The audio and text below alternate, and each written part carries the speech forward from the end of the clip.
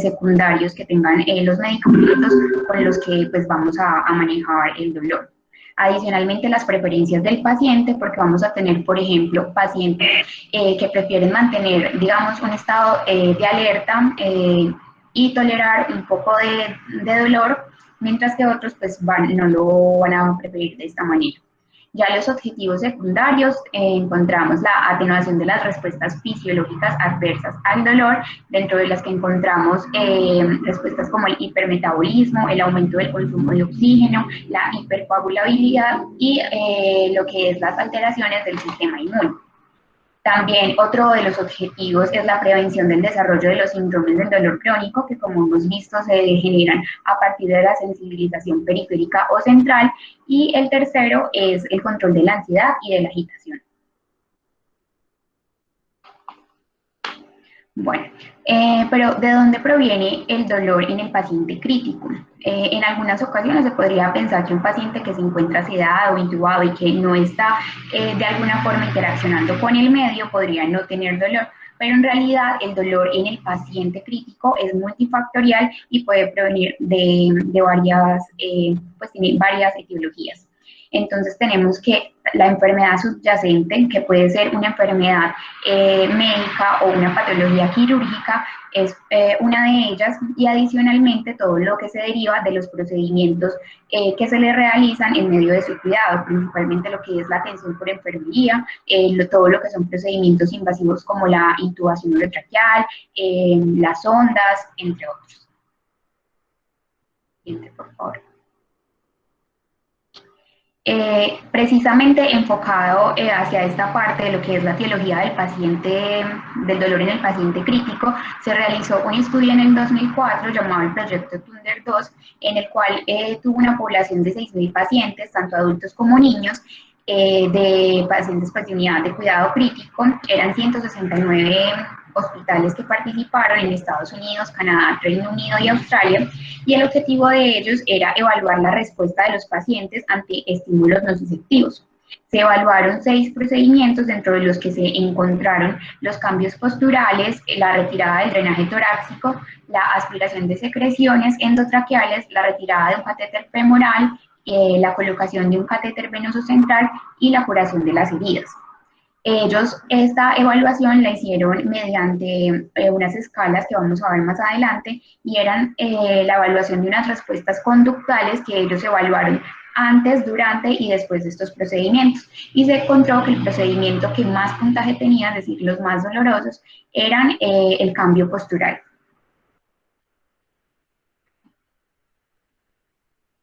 Bueno, ya que hablamos entonces de la importancia que tiene el manejo del dolor, entonces debemos de realizar una buena evaluación de la misma. Esto no es sencillo, como hemos visto, la evaluación del dolor es algo complejo, pero entonces en este caso podemos separar, digamos, 2 escenarios. Entonces vamos a tener el escenario de un paciente que se puede comunicar y otros en el que no se puede comunicar. Entonces, para el primero, vamos a utilizar las escalas de las que hemos venido hablando pues, en otras oportunidades, como son la escala visual análoga, la escala numérica y la escala verbal.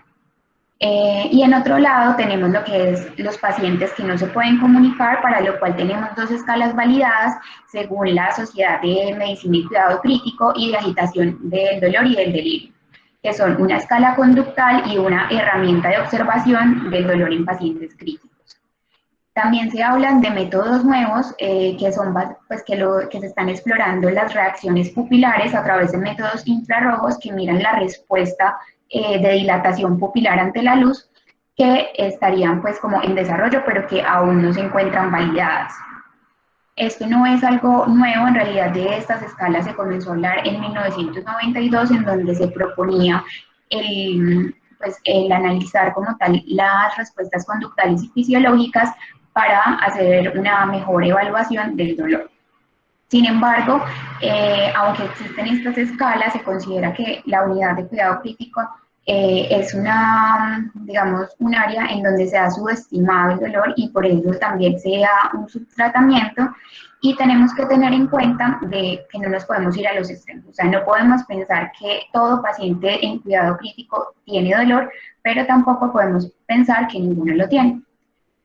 Otras herramientas que nos van a sumar para la evaluación del dolor son la familia. La familia puede ayudar a detectar ciertos comportamientos, gestos que son indicativos del dolor, sin embargo, pues nunca van a reemplazar como tal el criterio médico. Igualmente los signos vitales, pues a nosotros nos han hablado y pues es verdad que el dolor genera cambios o alteraciones en los signos vitales como taquicardia, taquipnea, aumento de la presión arterial. Sin embargo, en este contexto del paciente crítico, no podemos decir que esas alteraciones sean igual a dolor, sino que lo que tienen que hacer es motivarnos a iniciar una evaluación adicional. Entonces, es una suma de factores que nos van a hacer, digamos, enfocar toda esta evaluación del dolor para que sea mucho más objetivo. Entonces, para entrar como a mirar un poco más de cada una de estas escalas, comenzando con los pacientes que pueden comunicarse, tenemos la escala visual análoga. Esta sigue siendo pues como la más usada. Se puede presentar tanto como con una línea horizontal o vertical y según los diferentes estudios no hay una diferencia entre la misma. Tenemos que esta es una línea que se presenta con dos extremos, en uno donde no hay nada de dolor y en otro donde se representa el máximo dolor posible y el paciente señala pues en esta línea pues el grado que considera que tiene de dolor. Está la escala numérica del dolor, que pues es de la misma forma, pero entonces lo tenemos numerado del 1 al 10. Algunos autores consideran que para algunos pacientes es más sencillo si esta se numera de 0 al 100. Tiene una muy buena correlación con la escala visual análoga, pero se ha visto que los no respondedores a esta escala son del 2% frente al 11% de la escala visual. Tenemos las escalas categóricas, en donde, que es para los pacientes que de pronto no comprenden muy bien la parte de la evaluación numérica que teníamos. Y en esta, pues básicamente tenemos que nada, pues representa 0 dolor, bastante 6 y 10 mucho. Igual la escala verbal descriptiva, pues es muy similar, entonces vamos a tener que su evaluación sea con no dolor, dolor leve, moderado, intenso, muy intenso o insoportable. Y la escala pues de las caras que sabemos pues, que se utiliza principalmente en adultos mayores y en niños. Bueno, ya para los pacientes que no pueden comunicarse, como había mencionado, hay dos escalas que están validadas. Estas escalas fueron validadas inicialmente en 30 pacientes postquirúrgicos que estaban en unidad de cuidado crítico y que se encontraban ventilados y sedados. Posteriormente, pues ya ha sido validada para otros escenarios, tanto para pacientes de patología médica como quirúrgica, y pueden estar o no ventilados y sedados. Esta inicialmente fue una evaluación que se hizo con 28 pues, médicos y de ellos 24 de 28 dijeron pues estaban satisfechos con los resultados que se habían obtenido. Se tiene en cuenta que el tiempo de aplicación es de alrededor de 2 a 5 minutos y que es muy útil para la orientación de toma de decisiones en cuanto a la titulación del analgesia. Las limitaciones que presenta la aplicación de esta escala es para los pacientes que tienen una sedación profunda, que se encuentran en tratamiento con bloqueantes neuromusculares, que tienen tetraplegia o una polineuropatía, ya que estos afectan pues, los parámetros que tiene esta escala. Entonces, básicamente, en esta escala lo que evaluamos, la anterior. En esta escala lo que evaluamos son 3 categorías, dentro de lo que tenemos la expresión facial, los movimientos de las extremidades superiores y el acoplamiento que tiene como tal el ventilador. Cada una representa pues un mínimo de 1 punto por cada categoría y un máximo de 4 puntos, por lo tanto el puntaje global tiene un mínimo de 3 puntos y el máximo es de 12 puntos. Representando entonces en su interpretación que 3 puntos es pues nada de dolor y 12 el máximo dolor posible y no nos dan una interpretación de pues como un rango medio. Se ha visto como tal que la mayoría de los pacientes presentan un mínimo de 4 puntos y se considera pues que a partir de 6 es un dolor que debería ser pues inaceptable.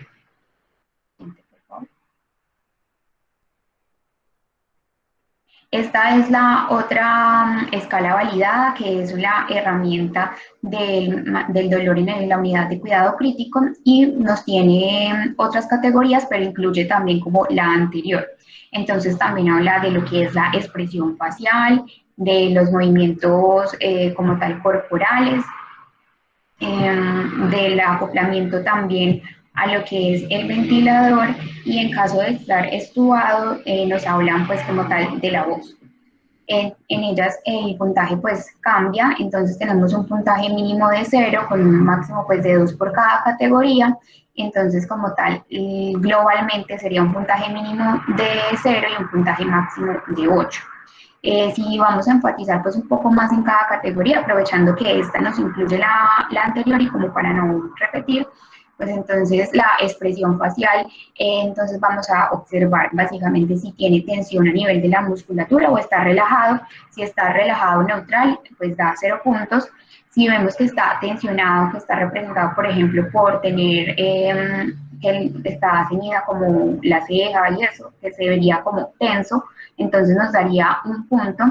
Y si vemos que está completamente tenso, por ejemplo, que tiene los párpados permanentemente cerrados, entonces es un puntaje de 2. En cuanto a los movimientos corporales, cuando no se presentan movimientos es un puntaje de 0, sin embargo, pues esto no significa ausencia del dolor. Tenemos, si tiene reflejos de protección, como lo son señalar el sitio del dolor o hacer movimientos que son cautelosos o lentos, da un puntaje de 1.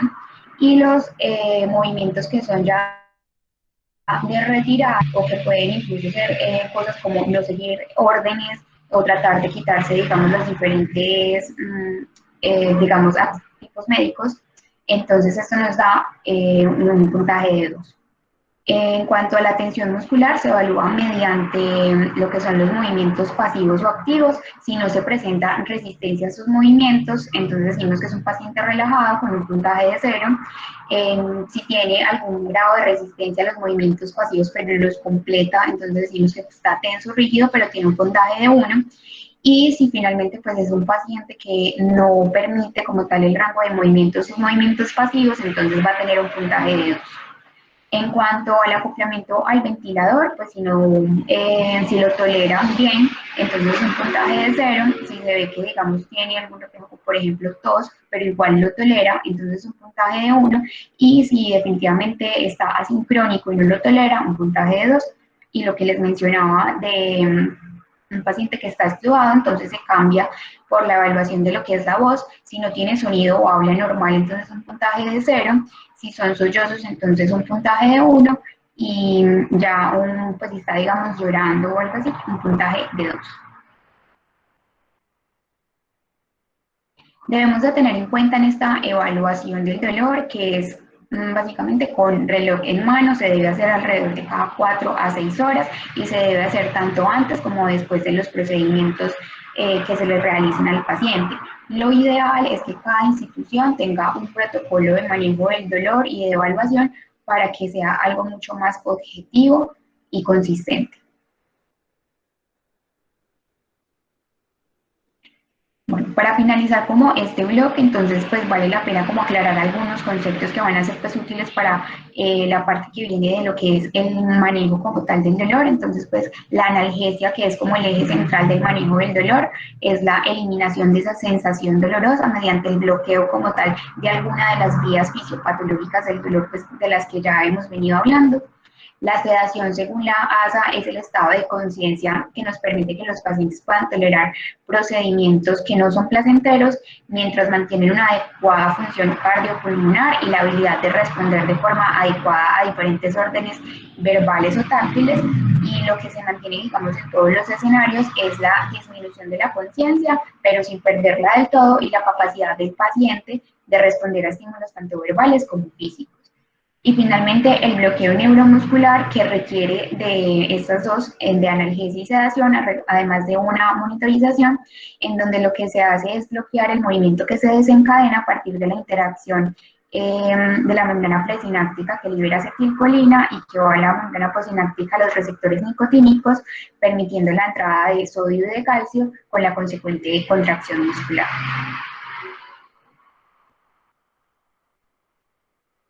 Bueno, entonces ya continuamos con el bloque del manejo del dolor.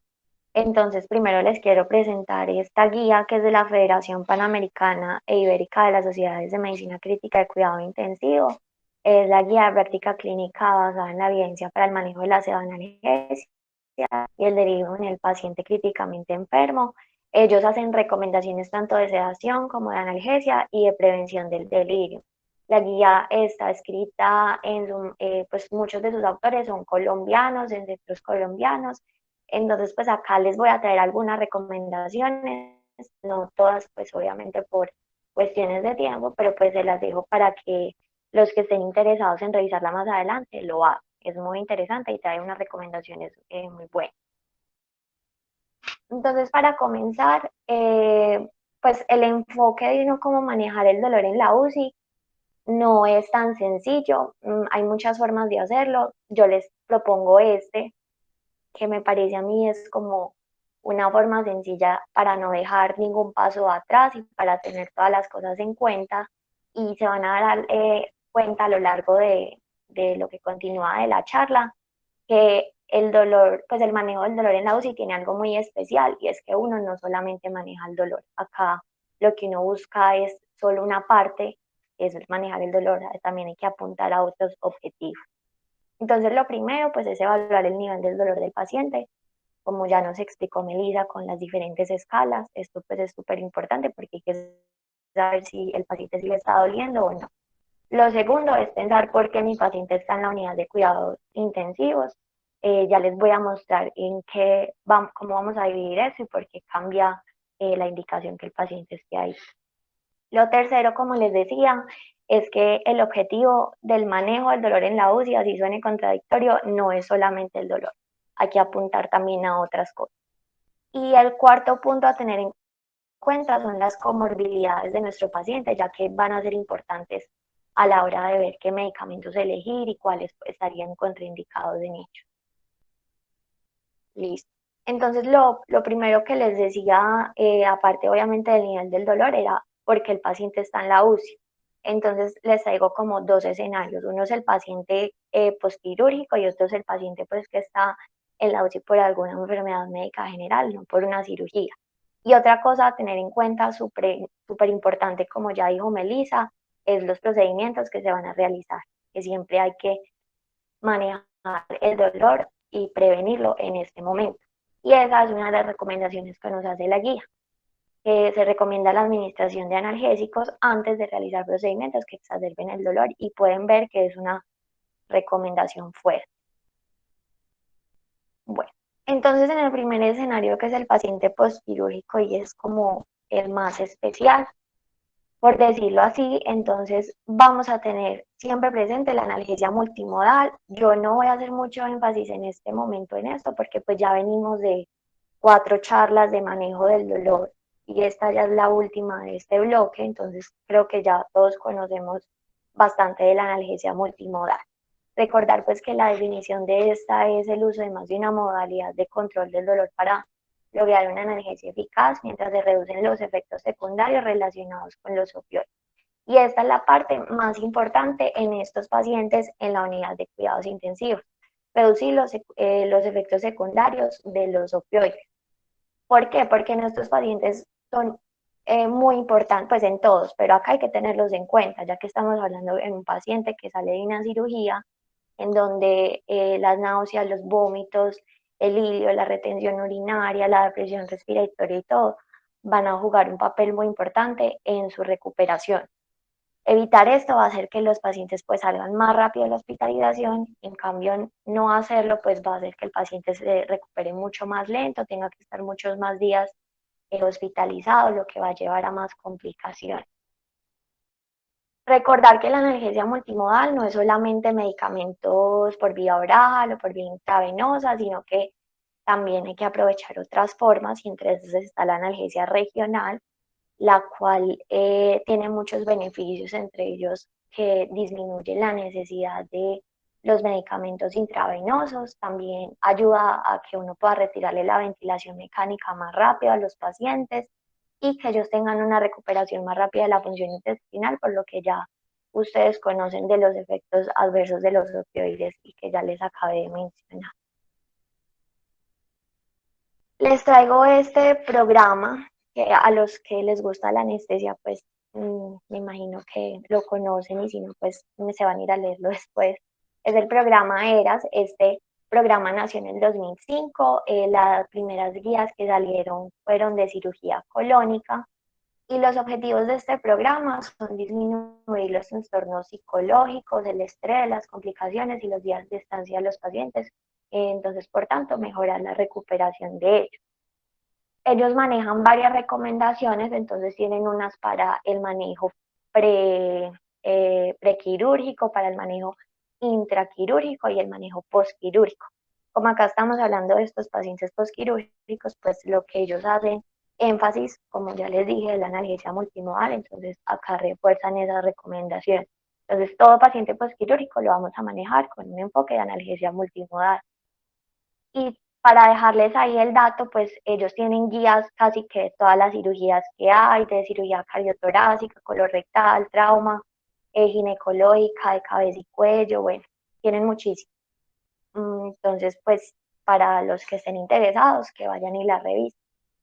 Pero entonces, en resumen, en el paciente que está en la unidad de cuidados intensivos porque salió de una cirugía, el manejo del dolor lo vamos a hacer con un enfoque multimodal. Ya pues conociendo esto, los otros pacientes, aunque no se excluye, o sea, no quiere decir que a los otros no les vamos a dar un manejo multimodal, no, acá están las recomendaciones de la guía. Una es que se sugiere el uso de los analgésicos opioides como una de las primeras líneas del tratamiento en estos pacientes que tienen dolor no neuropático. Y la otra recomendación, como ven, pues es el uso de la analgesia multimodal en los pacientes críticos que no tienen ventilación mecánica, precisamente para reducir el uso de opiáceos pues en estos pacientes. Entonces, o sea, no se excluye la analgesia multimodal en ellos, también hay que hacerla, solamente que en el paciente postquirúrgico sí o sí debemos hacerlo. Y ya en el resto de pacientes y en la unidad de cuidados intensivos, pues vamos a ver que la primera línea del manejo del dolor van a ser los opioides. Listo, entonces pues acá para tener en cuenta esto del objetivo que hablábamos, que no solamente apuntar a manejar el dolor, entonces voy a retomar un poquito lo que hablaba Melissa ahorita. Estos dos términos, está la pseudoanalgesia y la analgosedación. Entonces, la pseudoanalgesia habla de, como su nombre lo dice, o sea, estamos tratando el dolor del paciente, pero también necesitamos que ese paciente esté sedado. Entonces, acá como lo que va a primar es la sedación. Mientras que la analgosedación, como ya había explicado Melissa, lo que va a primar es la analgesia y ya si el paciente requiere algunos bolos de sedantes porque se agita o algo, pues le van a entregar. Entonces, la pregunta que nosotros nos hacemos para saber cuál darle al paciente es que si aparte de manejar el dolor, nuestro paciente necesita tener una sedación profunda. Y la respuesta es sí, entonces vamos a hacer una pseudoanalgesia. Y si la respuesta es no, una analgosedación. Listo. Entonces voy a hablar un poquito de opioides porque pues ya vimos que son los medicamentos de primera línea, pero no voy a hacer mucho énfasis porque pues ya han hablado bastante de ellos. Voy a hacer como énfasis en las cosas más importantes a tener en cuenta en la unidad de cuidados intensivos. Empiezo, pues les traje a cada uno, no todos, como los que más se utilizan. Entonces, para empezar con la morfina, vemos que el inicio de la acción es de 5 a 10 minutos y la duración de 4 a 5 horas. Acá importante con ella su metabolismo y la eliminación que son hepáticas y renales, entonces hay que tener cuidado con los pacientes que tienen una insuficiencia renal, que tienen una tasa de fibrilación por debajo de 30 de ese minuto, ya que los efectos de ella se pueden prolongar y los metabolitos activos se pueden acumular. El otro punto a tener en cuenta con la morfina, que es importante, es la liberación de histamina.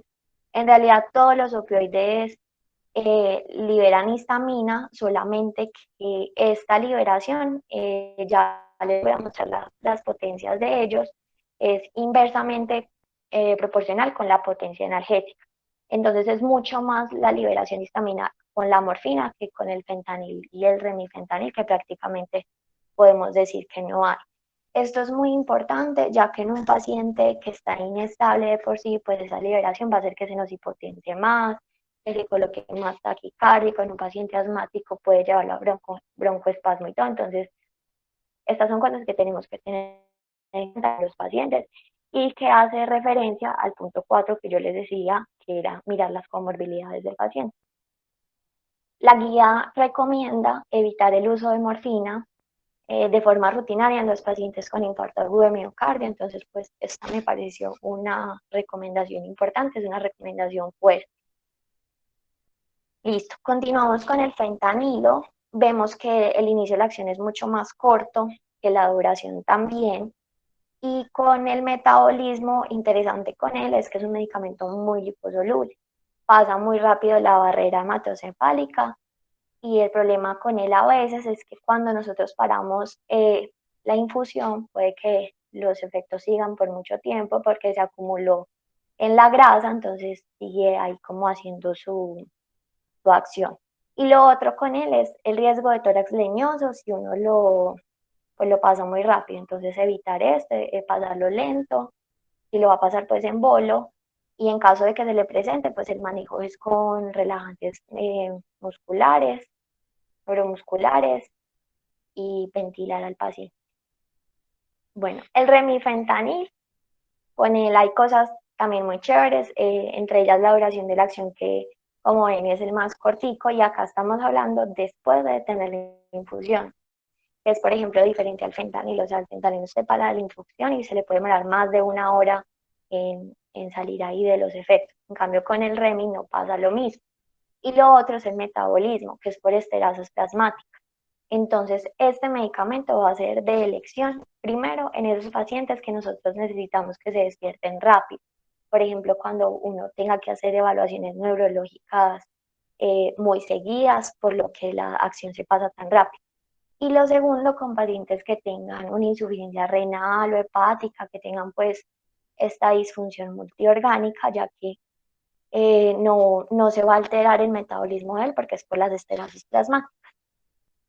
El último, pues la hidromorfona, que no se utiliza tanto, pero pues habrá sitios donde sí. Es muy similar a la morfina en cuanto a su inicio de acción y la duración de la acción.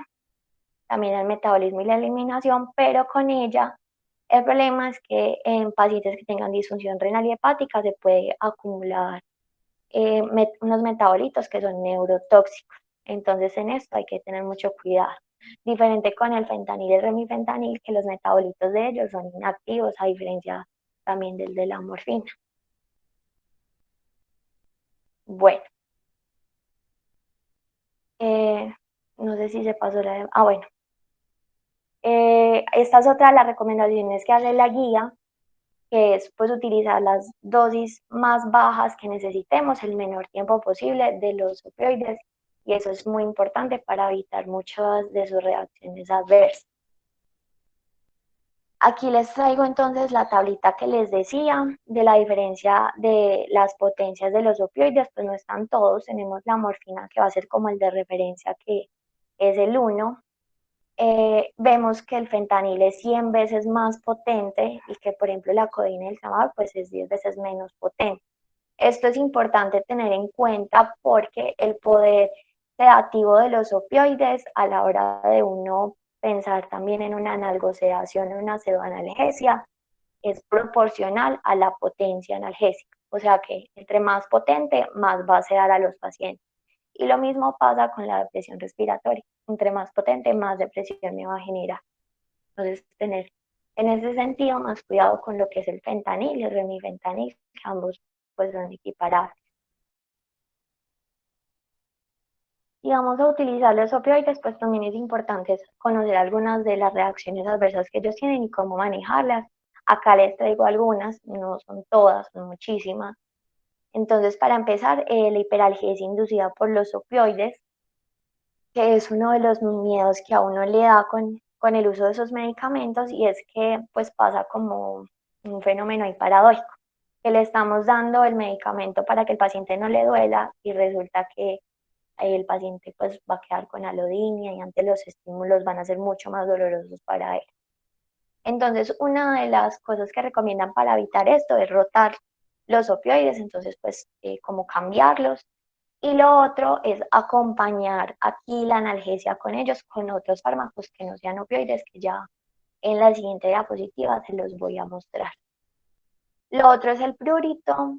Algunos recomiendan utilizar antihistamínicos, pero en realidad eso no está muy bien estudiado, no hay suficiente evidencia, pero pues hablan de que puede ser por el efecto que hablábamos de que hay liberación de histamina, entonces que ellos podrían funcionar ahí.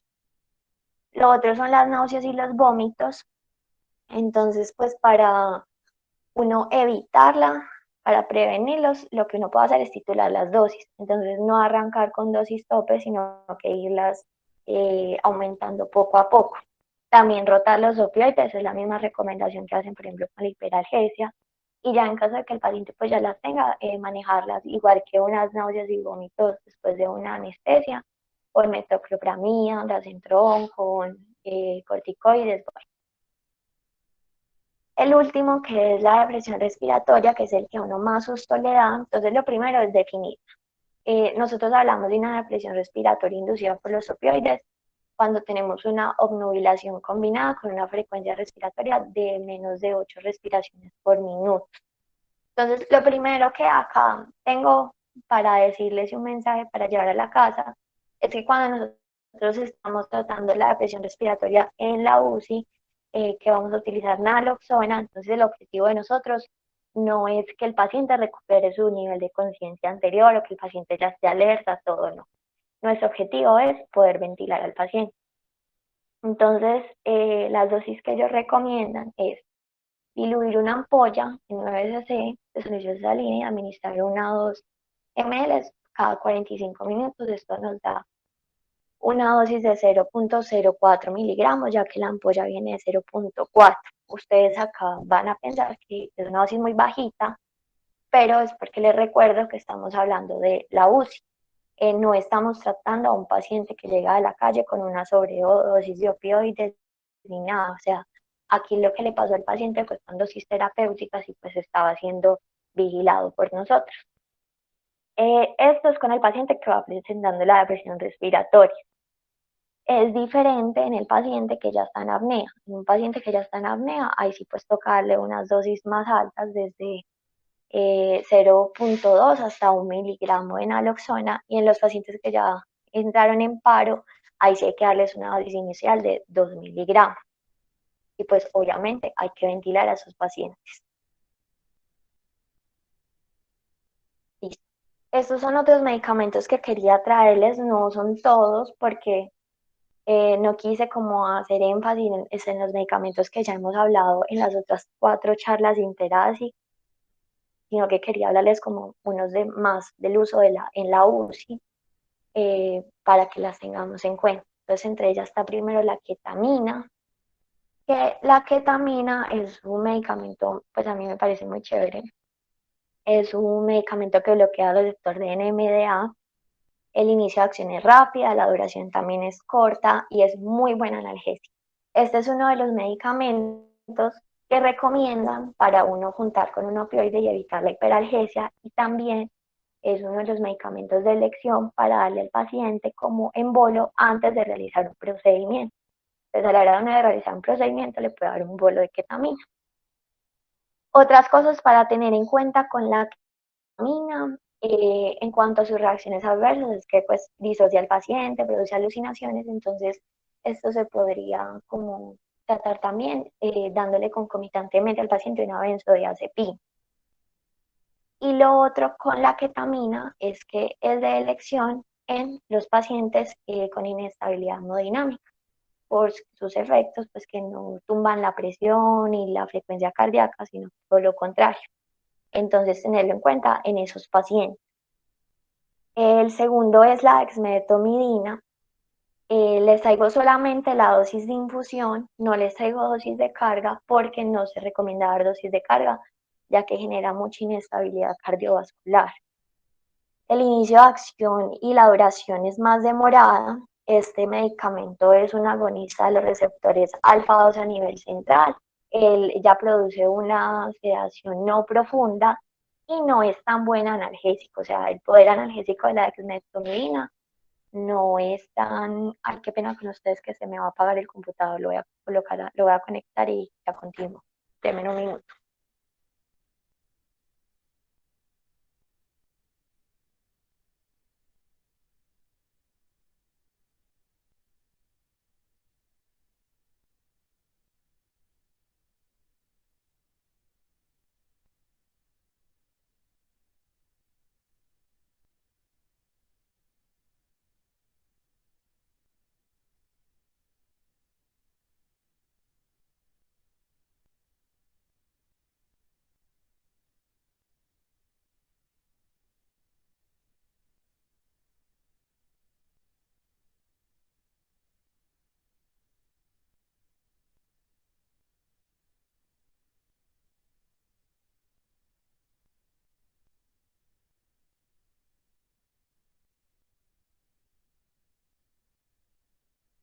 Ya, perdón.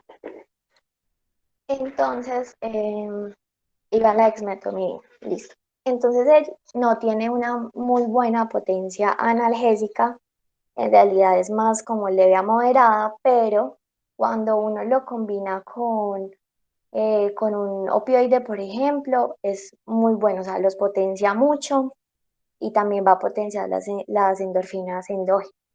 Entonces es una muy buena opción para uno también poder disminuirle la dosis a los opioides.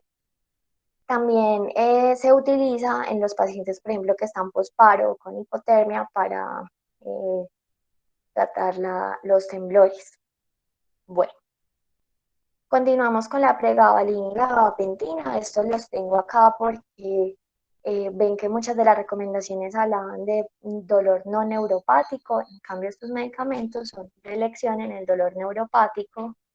A diferencia de todos los demás, se da por vía oral y pues el inicio de la acción de ellos pues sí es más demorado, es más como de un uso crónico, pero hay que tenerlos en cuenta en esos pacientes y son una muy buena opción.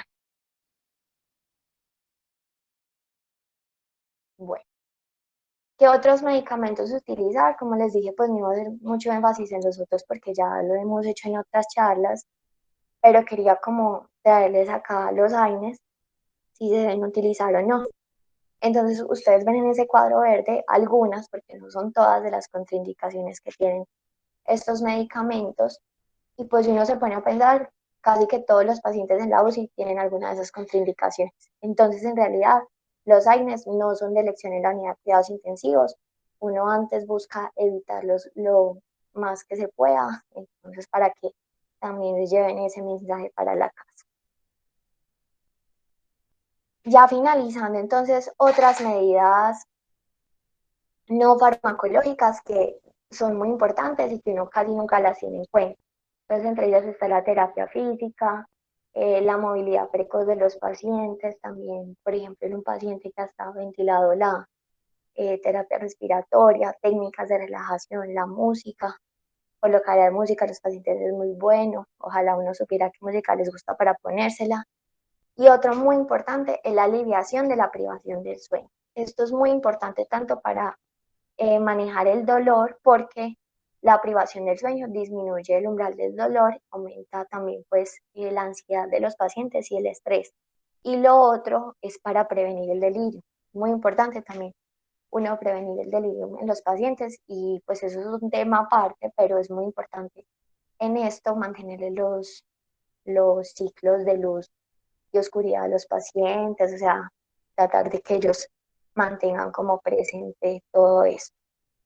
Y la otra es la estimulación nerviosa eléctrica. Entonces vemos que la guía recomienda estas medidas no farmacológicas, ella por ejemplo acá también trae el mindfulness y es una recomendación fuerte. Entonces, por favor, nunca dejemos esto aparte y a veces son cosas como tan sencillas, pero que no las hacemos. Por ejemplo, lo de la privación del sueño es muy sencillo y no se nos debería olvidar taparle a los ojos los pacientes, taparle los ojos a los pacientes por la noche, apagar la luz de los cubículos, tratar de no hacer tanta bulla, eso pues me parece a mí que es sencillo y que impacta mucho, en la salud y en el bienestar de la estancia de los pacientes en la UCI. Ya pues finalmente algunas de las conclusiones que tenemos el día de hoy. Entonces, la primera, como decía Melissa, y lo que ella hablaba de todos los beneficios, es que el manejo del dolor es una buena práctica médica, la debemos hacer, es mandatoria.